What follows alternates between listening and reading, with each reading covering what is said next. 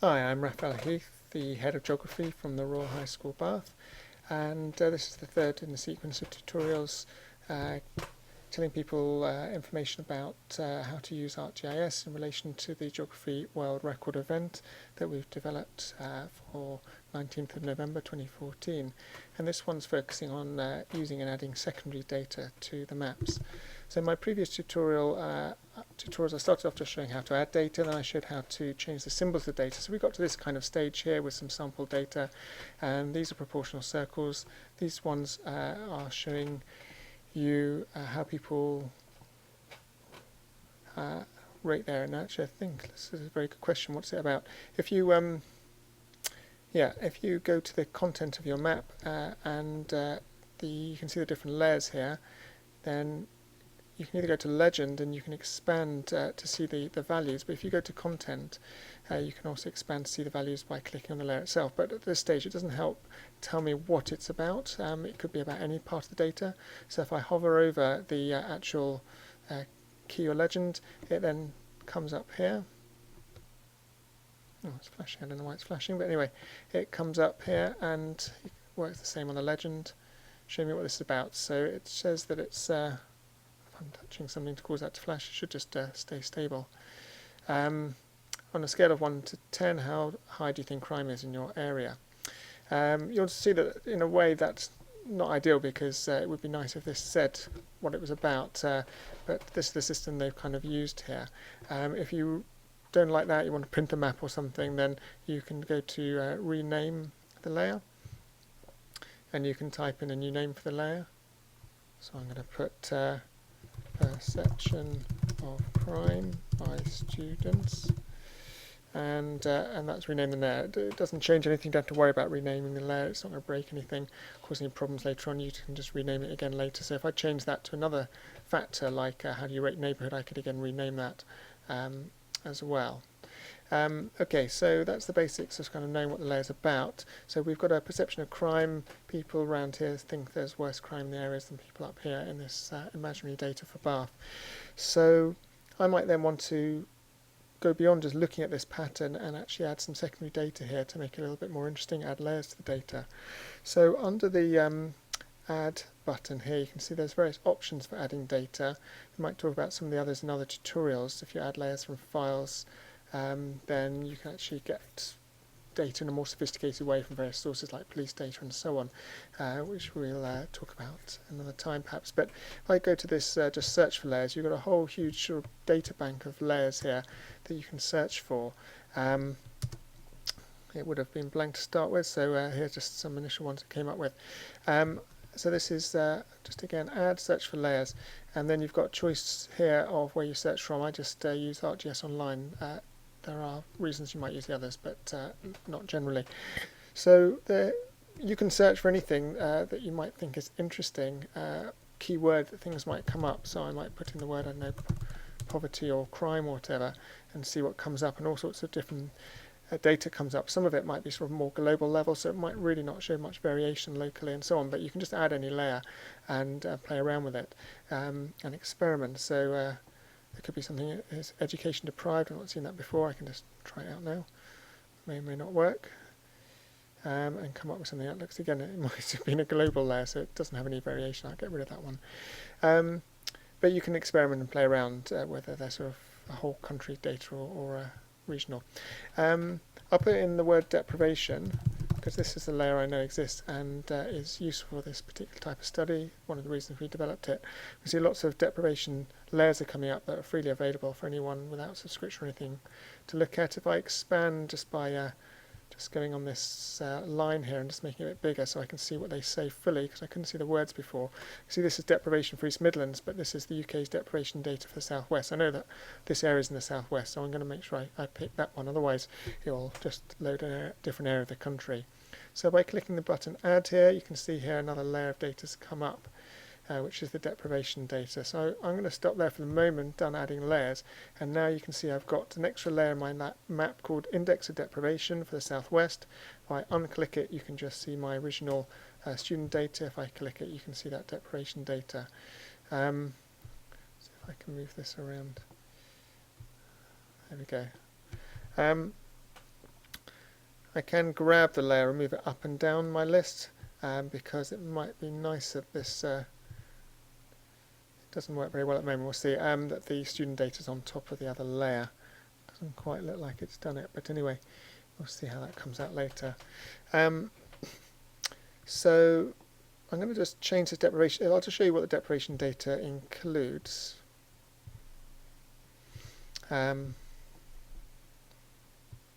Anything else a bit funny, I'll put it back at the top at the moment. This glitch might sort itself out in a minute. If I click on one of the layers anyway, you can see what the data includes. It says this region is called, it's in Bath, North East Somerset. This is the code for the region, and it's got index and multiple deprivation data numbers here. And these numbers are ranked numbers from 1 to 32,000 or 34,000 from memory, with 1 being the worst in the UK for any of the particular factors listed here. So the multiple deprivation, this one here, is all the deprivation factors put together mathematically, but you can look at individual ones like crime deprivation. So here having a number of 30,000 for an area is quite good, because 1 would be bad, 32, 33,000 would be the place with the lowest crime levels in the UK. This score for housing here, 8,000, means that there's higher housing deprivation in that area. And you can find out information about what these deprivation factors mean. I might put it on the website, actually, thinking about it, so that we can explain to you what's included, what factors. But there'll be things like, lack of housing allocation, overcrowded housing, that kind of thing. Crime is obviously going to be areas with higher crime rates and so on. So there are various sort of measures that are taken into consideration to produce this. Now again, I want to sort of visualize the data, because having them all single coloured as green isn't very helpful. So I'm going to go to change symbols. So again, I showed this last tutorial. Just go under the small arrow at the end of the layer here. I'll do that again, and go down to change symbols. I picked that. At the moment, a single symbol green for all the areas is not great. I'm going to use colour for this one, and I'm going to select a field. So let's say I pick my crime field, since the data for the students is about crime. And again, I talked last tutorial about how you can choose different intervals. I'll just click apply to start with here. You can see that the colours have changed for the different areas around Bath. And at the moment, the lighter colour means that it has lower ranking or higher crime, in other words. It's a little bit confusing, this data, but it's worth explaining to the students, taking some time over. So 80 is scoring poorly here in central Bath, and the outer area is scoring less badly. The colour scheme is a bit confusing for me. I'm going to use a two-tone colour, as I talked about before, so I'm going to use blue to red on this one, and apply. So now the red areas have higher crime deprivation, and the blue areas less crime deprivation. And if I check how you show the intervals, then done as natural breaks. If I do equal intervals and apply it, you can see a few have changed. If I do quartile for this data set, again, you can see how the colours come out, to some extent differently. The overall pattern's similar, but the colours are different. And I can click how many classes, how much I want to split the data. Obviously the shadings are quite subtle, so it's only an extent to which I can see different classes visually, but I can play around with that. So I'm going to stick to the natural breaks, and what do we have before? 5 classes or so here.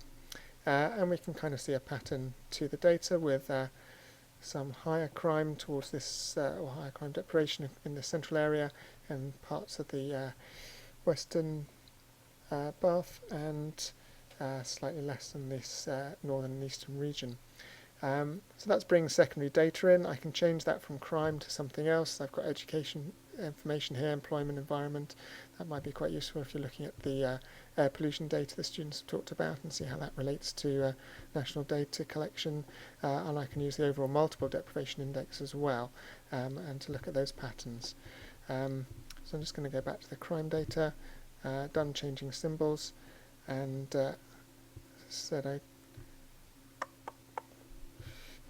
if I just show you the student data here, made up student data, we can see that students said there was a higher crime incidence ratings according to their perceptions in these areas.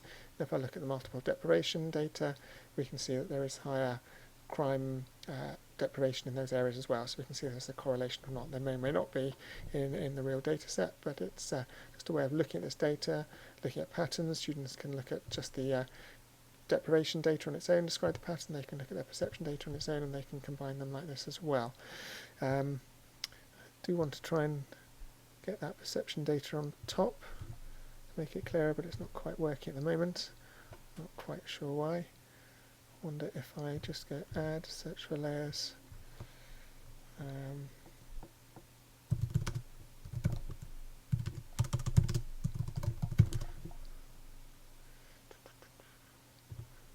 If I add it in afterwards, yes. Here. Oops. Yeah, you can always re-add that layer in, and it seems to have gone on top. I'm not quite sure why the other layer didn't move on top. There's probably a very good reason for it, but I can then change these symbols as I've done before to visualize. Just do that very quickly, and it should be visually a little bit more clear. Select a field, let's find the crime data. There we go, apply. Change my symbols, change all symbols to a colour that might stand out from the deprivation data. Symbol sizes change a little bit. Okay, and this time they're on top. I just think that works a little bit better visually between sort of marrying the two different layers there with the colour schemes. Okay, so that's the basics of adding secondary data in. As you can see, you can play around with searching for layers and searching for other things that might be out there. It's kind of hit and miss. You might find all kinds of things interesting. We'll try and point out things that we know are out there, like this deprivation data and others that we think are directly relevant to this particular investigation and how you can take it further with the students. Obviously, if you've got data, you can see how much data this is. This is for the whole Southwest, so one can really sort of zoom out and start looking at patterns at bigger scale, comparing it to other regions, other schools, and looking at data more regionally rather than just street by street level. So there's huge potential to take this data and analyse it. Hope you find that introductory tutorial to adding secondary data useful. We'll produce some more about other secondary data in due course, but do go to our website to find these videos, to find information about the event, and do register for the event if you're interested in taking part. Get as many students involved as possible. Entering data during the 19th of November 2014, great huge data set which we can all enjoy, use, analyse and compare different areas to do some interesting geography. I hope you find that interesting. My name is Raphael Heath, Head of Geography at the Royal High School, Bath. Thank you very much.